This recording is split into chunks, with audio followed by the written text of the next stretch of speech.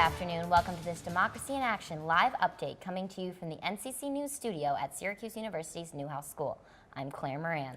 And I'm Monique Euster. We have more than 100 students working throughout Syracuse and Onondaga County covering the election for you. NCC News reporter Matt D'Ambrosi joins us now from the Elmcrest Children's Center in Syracuse. Matt, you say there were lines there this morning, but right now it looks to be smooth sailing. I talked to poll workers here at the Elmcrest Children's Center in Syracuse. This morning there were lines, it was busy. But as of late, it's been quiet. There's plenty of space to park. Voters have been making their way in and out of the building with relative ease.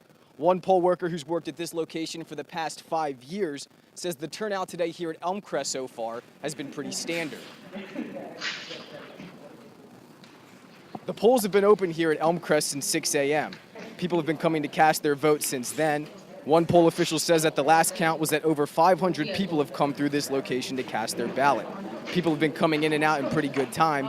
The action has tapered off since this morning, but that doesn't mean people aren't still passionate about this election. This election is important, in my opinion, because it has driven a wedge in this country between supporters, whether we realized prior to this election that we had the differences that we did. This election has brought it to the surface.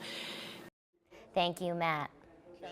And there are plenty of names on the ballot other than the presidential candidates. Jeff Slauson is here to tell us about some of the candidates you will see. Jeff?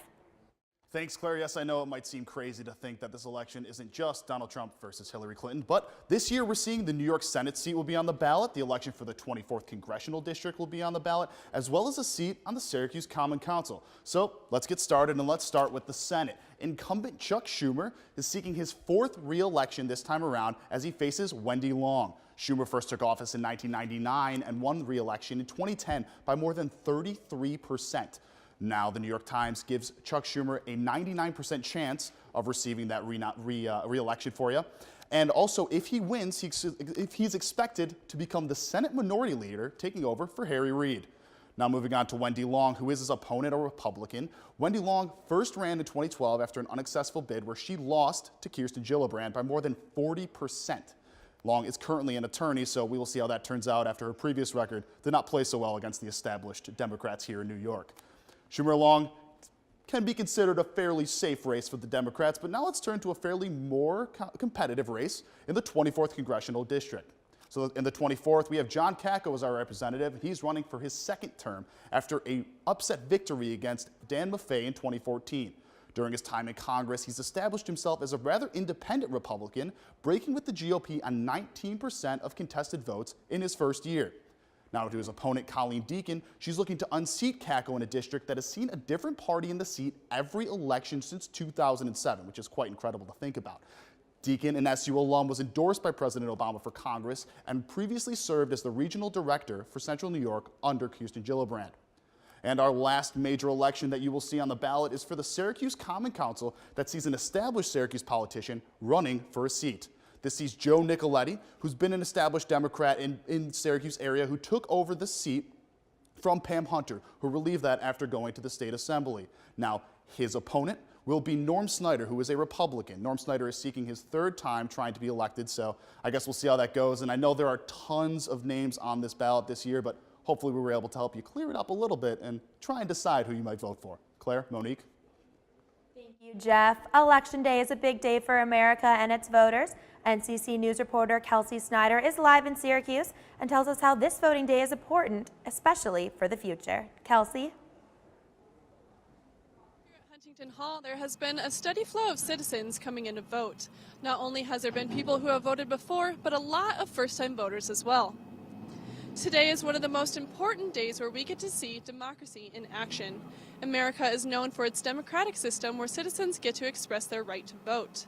This presidential election has had the reputation of being the most polarized in recent history, and that has a lot of people thinking about the future. I hope that this opens a lot of the youth's eyes to how important it is to vote, whether you're underage now or over the age by the time the next election happens. Thank you, Rojas also Kelsey. told me that she hopes this election day sets an example for future elections. Reporting live from Huntington Hall in Syracuse, Kelsey Snyder, NCC News. Thank you, Kelsey. Of course, all eyes are on the presidential race tonight. At this point, both candidates and their running mates have cast their votes. So let's see what the country is looking like at this moment. NCC News projections currently have Clinton in the lead with 232 electoral votes. Trump holds 186. New York polls close at 9 and will be following the results all day long. Hillary Clinton supporters have been lining up outside the Javits Center in New York City since 5 a.m. NCC News reporter Bridget Chavez is live with them now. I'm here outside the Javits Center in downtown Manhattan, where Hillary Clinton is set to arrive here in just a few hours. Now, we don't know exactly what time she will be here, but her campaign does say that they chose this building in particular to show symbolism as her being the first major candidate as a female nominee for a major party. And it's actually literally made of glass, so they're trying to show that by shattering the glass ceiling.